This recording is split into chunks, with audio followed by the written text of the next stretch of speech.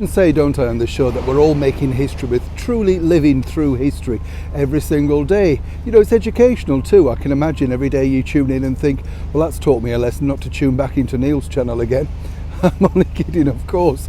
But truly, you know, when we do live through history, it's amazing, isn't it? I mean, this last few months, of course, we've seen really incredible amounts of history, not just royal history, but of course the sad demise of our wonderful monarch.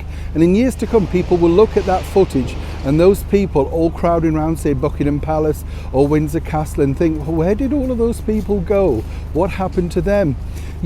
Now, there's just been a huge event over here in the United Kingdom because, as many people will know, we're having a bit of a tough time with our politicians, and we've got a brand new Prime Minister, the Right Honourable Rishi Sunak MP. Mr Sunak is the very first British Asian MP of that origin. You know, it is really historical in many respects. He was invited by Our Majesty, how should I say, His Majesty, the King Charles III, over to Buckingham Palace to be able to form yet another brand new government. It was in the 1844 room. Now, I don't know if you've ever been in this room, but it is truly palatial, named after a Russian Tsar, in fact. But it's one of those places, you know, it's breathtaking when you walk in because you kind of think, wow, what's gone on in here in history? Not only that, of course, our very kind and considerate King Charles had some Diwali sweets available, as that was the celebration at that time. Very kind of him, very sweet.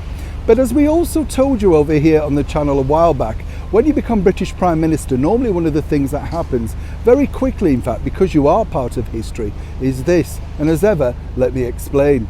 Now, a couple of days ago, you will have remembered that sadly, His Majesty King Charles was pied in the face at Madame Tussauds. Yes, how stupid, how uneducated by those people. Didn't really have any effect apart from making the world aware that there's two more imbeciles in the world to look out for. I'm sure you'll all agree. But what is interesting, if you are the British Prime Minister, very quickly and very normally they sort of decide or not whether they're going to make a waxwork of you. We told you a couple of weeks ago now that sadly for Miss Truss, the former British Prime Minister, who was in office for around about 44 days, they were holding fire. And then, of course, they didn't really need to hold fire because she fired herself effectively. This time around, though, they believe that Mr Sunak is of historical value and, you know, rightly so, will be turned into a waxwork at the earliest convenience.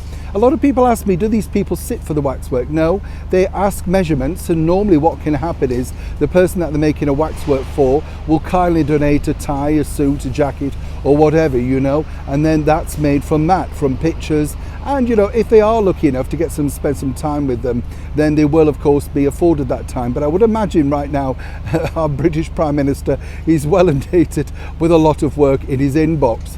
But back to King Charles, what does he now think?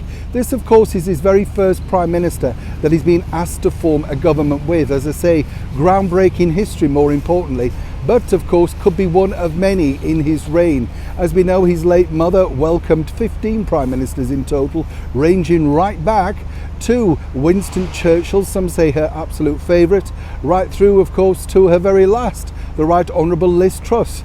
Of course, Mr Sunak can be afforded some fabulous words of wisdom from His Majesty King Charles. This is because we are to believe that, of course, our late monarch, our wonderful Queen, will have imparted many words of wisdom on how to deal with Prime Ministers through the ages. And we are sure, as ever, that King Charles will simply offer sage advice, but hopefully good advice that will help them steadfastly make our lives a little bit better. As I say, royal history truly in the making. Neil Sean in the very heart of London.